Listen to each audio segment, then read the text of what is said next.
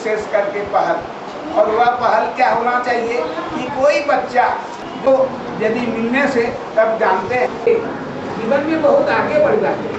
सब लोग सुने हुए अमेरिका का राष्ट्रपति जॉर्ज मार्शल के घर का काम चलाती है और वहीं पर वाशिंगटन का जन्म हुआ और भी आई है। आप लोग जानते हैं लाल बहादुर शास्त्री। मैं कौन हूँ, मैं कहाँ से आया हूँ, मेरे जीवन का लक्ष्य क्या है, मेरे जीवन का उद्देश्य क्या है, यह सब नहीं जान पाएंगे।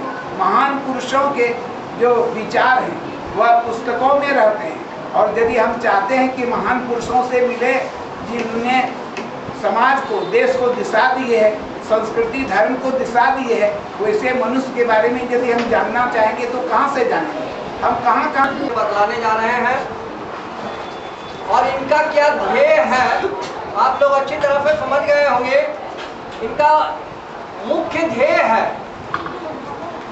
कि सबों को शिक्षा किस प्रकार मिले। अभी हमारे मोहन बाबू जो हमारे गुरु हैं उन्होंने बहुत अच्छी बातें बतलाई कि केवल नियम बना देने से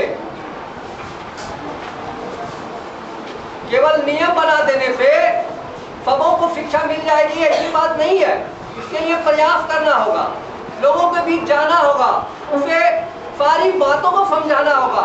शिक्षा के अलावा उससे हटकर समाज में क्या हो रहा है, क्या होना चाहिए समाज में। जैसे अभी आपको उदाहरण देकर बतलाए हैं कि शादी विवाह में क्या खर्च हो रहा है और किस प्रकार हमें खर्च करनी चाहिए ताकि हमारा भविष्य जो है वह बना रहे, हम जो है आगे बढ़ सके। इन सारी बातों पर जो हमारे अभी हमारे गुरु मोहन बाबू जी ने बतलाया है, इसमें आपको अमल करना है।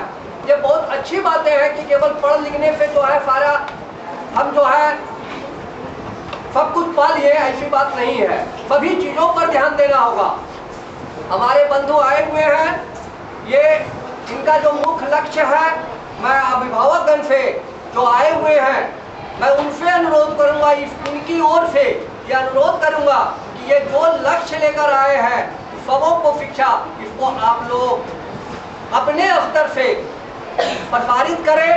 यह अभियान जो है इसी विद्यालय से इन्होंने चलाया है और इस अभियान को यह ले जा रहे हैं गांवों तक, और साहिबगंज में भी इनकी मंशा है कि हम निश्चित रूप से इस टाउन हॉल में जो है इस कार्यक्रम को हम करेंगे।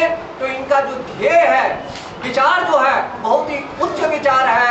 इसलिए मैं कहूँगा कि यह जो आए हैं हमारे बंधु जो दिल्ली से आए हैं, इन पर भी आप गौर करेंगे। इन्होंने जो आप लोगों के बीच ये जो विचार रखा है कि सबों को शिक्षा जो है मिलनी चाहिए और सरकार क्या कर रही है पर हम लोगों को जो है ध्यान देना चाहिए, और इनके कार्यक्रम को हम लोग सफल बनाने के लिए प्रयासरत रहेंगे और प्रयास करेंगे। हमारा कहना ये आप लोगों से, यहाँ पे उपस्थित शिक्षक हैं, मेरे प्रिय बच्चे हैं जिनसे मैं काफ़ी जुड़ा हूँ। इनकी जो आवाज़ है, राइट टू एजुकेशन, शिक्षा हमारा मौलिक अधिकार है, ये कैसे अब इन्हें मिलेगा? ऐसे अधिकार नहीं मिलेगा जब इस कानून की जानकारी होगी, जन जन तक ये कानून की जानकारी लोगों तक पहुँचेगी। इस पर एक व्यापक तौर से बहस होना चाहिए जिसमें सरकारी न्याय, पंचायत और स्वयं सेवी संगठन इसमें व्यापक बहस करें कि इस पे कैसे एग्जीक्यूशन और इम्प्लीमेंटेशन हो सके। मैं जब दिल्ली से यहाँ पे आया था तो साहिबगंज के बारे में मैंने काफ़ी कुछ देखा है। मेरा ये जन्मभूमि यही है, और जब मैं यहाँ पे पढ़ाई कर रहा था तो मैं भी उस समय एक स्टूडेंट था, आप ही लोगों की तरह। उस समय हम लोग काफ़ी एजुकेशन करते थे, भाषण वगैरह की प्रतियोगिताएं आयोजित की जाती थी हमारे स्कूलों में। तो हम उसमें मेरे तरह भाषण में कहते थे कि साहिबगंज सबसे पिछड़ा, भारत का एक पिछड़ा जिला में से एक है। मैं जब वहाँ से चला तो मैंने यही कोशिश रखा। मैं तो चाह रहा था कि यहाँ पे और भी स्कूलों में ये बात पहुँचे, लेकिन हो नहीं पाया संभव। मैं शुक्रिया करता हूँ डीएससी साहब का कि वो मेरे को अनुमति दी है कि पोखरिया मध्य विद्यालय में आयोजित करने का, और इससे मैंने यही आशा रखा, एक आशा की किरण हुई कि चलो ये मेरा जो पहला कदम है यहाँ पे, शायद इसकी आवाज़ जो है और जन जन तक पहुँचे, अच्छा समाज में बदलाव हो।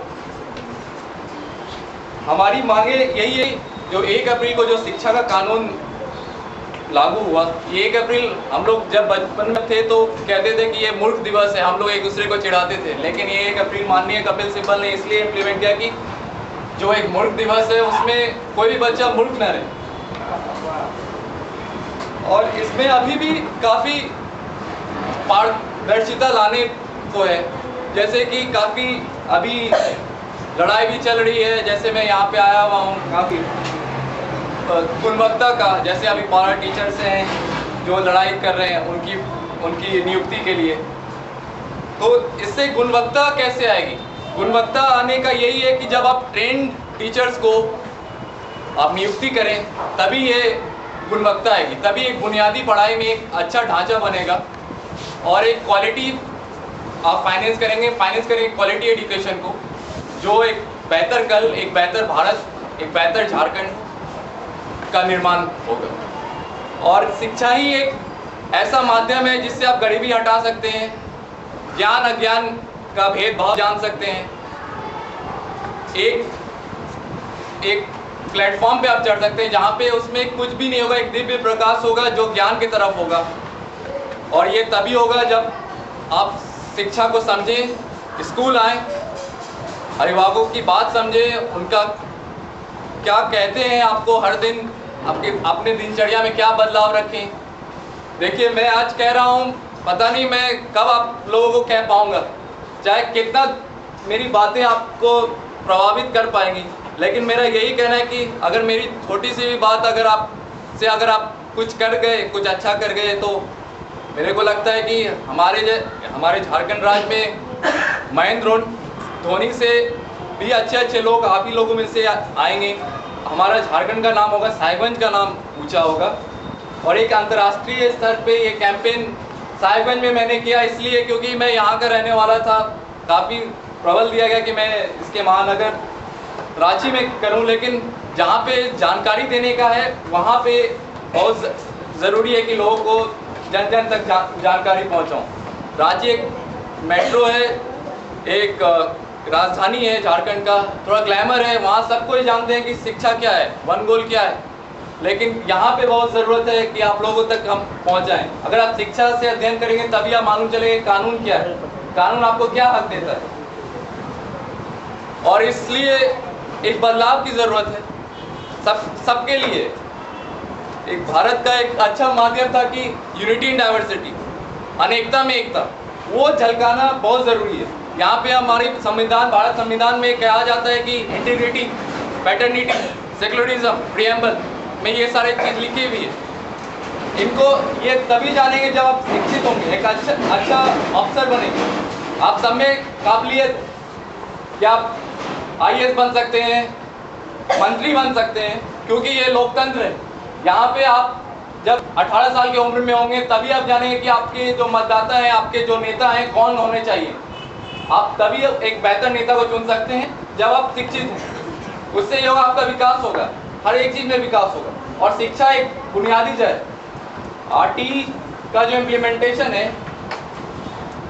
इसमें हमारी मांगे ये है कि शिक्षा का अधिकार 1 अप्रैल 2010 से लागू हुआ है, लेकिन कुछ एक राज्यों को छोड़कर, जिसमें से झारखंड भी प्रबल है, क्योंकि यहाँ पे सरकार की घोषणा ही नहीं हुई थी, काफ़ी देर तक राष्ट्रपति शासन था, अभी तक भी इसमें बहस चली रही है, लेकिन पता नहीं आप लोग का भविष्य किन हाथों में है और कैसे निकलेगा। मैं तो आशा करता हूँ कि अच्छा से अच्छा जो केंद्र सरकार के द्वारा जो RT है, इस पे राज्य स्तर पे आदर्श नियमों का निर्माण अभी भी शेष है, लेकिन जल्द से जल्द भागीदारी के माध्यम से लागू हो जाए।